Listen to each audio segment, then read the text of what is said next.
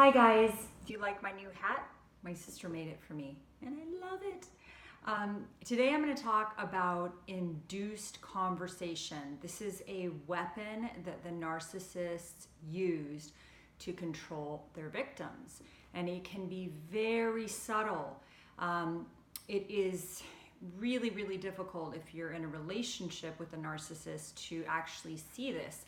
For me, I didn't see it until I've gotten out of the relationship, and I have a firmer understanding of narcissism, and I've done a lot of work done a lot of studying of Rosenberg. He's a psychologist that works with codependents and to help understand narcissism. He calls it self-love deficit disorder if you're a codependent.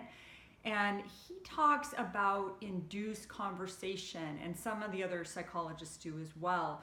And it's really interesting because what you may see if you're trying to communicate with a narcissist is that if they can get you to do all the talking, then basically they win. If they get you to react and to get sort of emotional and have sort of emotional reaction, they are feeding on your reaction and they are maintaining the control. And they can do this by using methods of, withholding, withdraw, silent treatment, and stonewalling, to where their victim gets more and more frustrated because the victim is probably trying to communicate like a normal human being and trying to get sort of honest, sincere communication from the narcissist. But when the narcissist will stonewall, the victim will get more and more frustrated, and eventually, often what I did anyway was just give up, right? So the narcissist gets to maintain that power through that really, sort of devious form of manipulation. So if you found yourself or find yourself in a conversation with a narcissist where you're, getting more and more heated and annoyed and frustrated because you're trying to communicate and you feel like you're literally communicating with a stone or a wall, that is a sign that you are being manipulated, and the narcissist is using induced conversation to get you to react and get more and more frustrated and get more and more verbal, and they shut down. And a lot of times they'll just stay there stonewalling while you're just frustrated and trying to get them to communicate.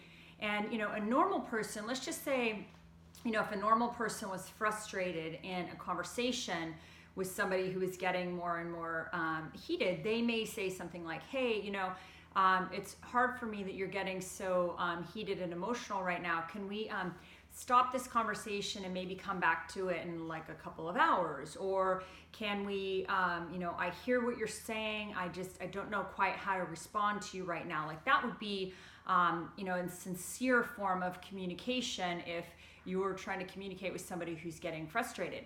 But with a narcissist, you'll notice they'll just stay while you are getting more and more frustrated, trying to communicate with them, and they stonewall. They'll, very famous, the narcissistic stare, where they will just look at you and blink.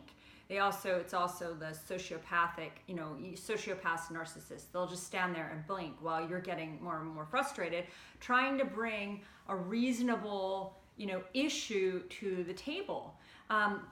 So this sort of induced conversation is where the narcissist gets all their power, where you end up doing all the talking and they are completely giving you the silent treatment or stonewalling and manipulating you, and hence they're keeping their power.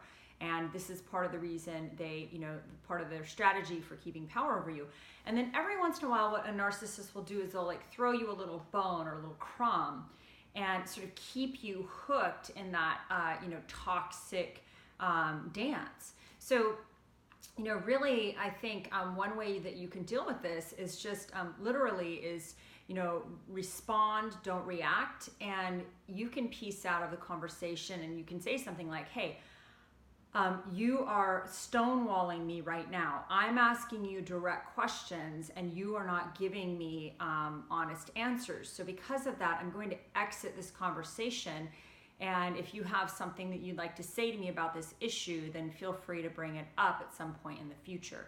But obviously, long term, you cannot be in relationships with narcissists. They don't do functioning long-term relationships for the most part. There's a few that get help, get self-aware, do a lot of work around themselves, but they are the exception because, again, narcissists do not go to therapy typically.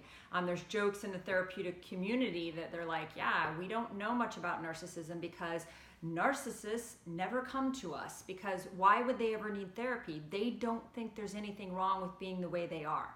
They don't think that there's anything wrong with them. Part of their defense mechanism is that they must be perfect, right? So if you're perfect, why would you ever need any therapy? And, again, this is another, they cannot handle the idea or suggestion that there's anything less than perfect, about them. And that's absurd because all humans have imperfections. We all have, none of us are perfect. And that's just part of being human. It's part of being part of the human condition. And authenticity requires vulnerability. It requires honesty. It requires transparency. And these are not currencies that narcissists operate in. And they certainly, and usually they do not do any sort of self-reflection or introspection. They're not self-aware. These people are typically not self-aware. There's some higher level narcissists and sociopaths who probably know exactly what they are, but again, they don't think there's anything wrong with being that way, so that there's very little impetus for them to change. So yeah, I don't know if this is helpful, but again, induced conversation is a way that a narcissist can maintain power over their victims, usually people with self-love deficit disorder, codependence, or empaths. So have a really good day, and I hope you love my hat. Bye.